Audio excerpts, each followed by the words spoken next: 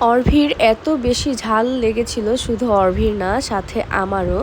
বাস নাগা উইংসটা এত বেশি ঝাল ছিল। অর্ভি মানে ওর এত পছন্দ, এটা ওর ঝাল লেগেছে বাট তাও ও খাচ্ছিল। কিন্তু খাওয়া শেষ হওয়ার পর ওর অবস্থা একদম শেষ।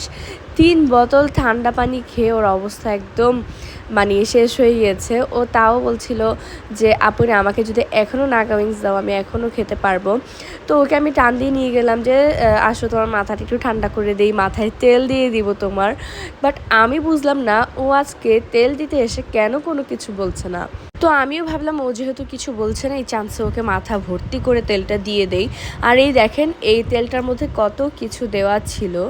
আসলে এই অর্গানিক তেলগুলো কিন্তু খুবই ভালো হয়, যারা ইউজ করে তারাই আসলে বলতে পারে। আমি যেহেতু প্রতিনিয়ত ইউজ করি বা আম্মু ইউজ করে, আমরা এখন আর কোনো বাহিরের তেল ইউজ করি না, অর্ডার করি বা প্রমোশনের জন্য আসলে সেগুলো ইউজ করি। এগুলো আসলে খুবই ভালো হয়।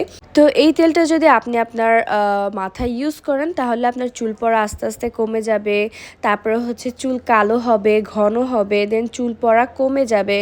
আরও অনেক উপকারিতা পাবেন যেগুলো আপনার ইউজ করলেই বুঝতে পারবেন। আর নেক্সট দেখাচ্ছি হচ্ছে একটা ফেস প্যাক। এই ফেস প্যাক আমি হচ্ছে সপ্তাহে 3 থেকে 4 বার ইউজ করে থাকি।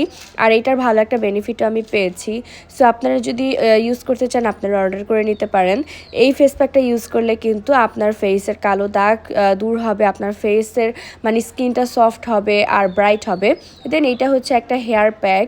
এই হেয়ার প্যাক ইউজ করলেও কিন্তু আপনার মাথার চুল পড়া কমবে, চুল বড় হবে, তারপর হচ্ছে খুশকি দূর হবে, চুল সিল্কি হবে। আর এই সবগুলো প্রোডাক্ট কিন্তু আমাকে পাঠানো হয়েছে Mehedi art by Sagarika Facebook page থেকে। আর এইটা হচ্ছে অনেক ধরনের প্রাকৃতিক উপাদান। এখানে আছে রোজমেরি, মেথি, কালো জিরা, গোলাপের পাপড়ি, তেজপাতা আর অনেক কিছু। আর এইগুলো সব কিছুই কিন্তু আমাদের চুলের জন্য খুব ইম্পর্টেন্ট।